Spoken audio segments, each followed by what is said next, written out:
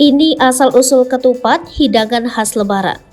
Ketupat menjadi hidangan wajib ada bagi masyarakat Muslim Indonesia setiap Hari Raya Idul Fitri.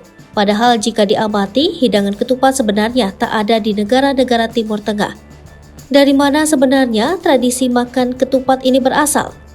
Menurut cerita rakyat, ketupat itu berasal dari masa hidup Sunan Kalijaga, tepatnya di masa syiar Islamnya pada abad ke-15 hingga 16. Sunan Kalijaga menjadikan ketupat sebagai budaya sekaligus filosofi Jawa yang berbaur dengan nilai keislaman, kata sejarawan kuliner sekaligus penulis buku Jejak Rasa Nusantara Sejarah Makanan Indonesia, Fadli Rahman.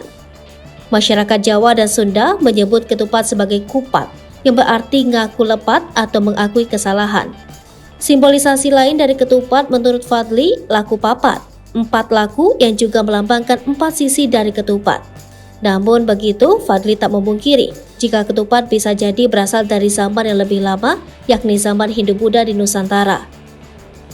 Merujuk pada zaman pra-Islam, nyiur dan beras sebagai sumber daya alam sudah dimanfaatkan untuk makanan oleh masyarakat di zaman tersebut. Juga di Bali hingga saat ini menggunakan ketupat.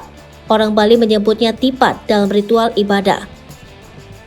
Secara tertulis dalam prasasti yang diteliti oleh para ahli, tak disebut secara spesifikasi merujuk ke ketupat, tetapi indikasi makanan beras yang dibungkus nyiur sudah dilakukan sebelum masa pra-Islam, kata Fadli. Ketupat akhirnya tak hanya menjadi identitas di Indonesia, melainkan juga di Asia Tenggara, khususnya negara Melayu, identik dengan Hari Raya Idul Fitri.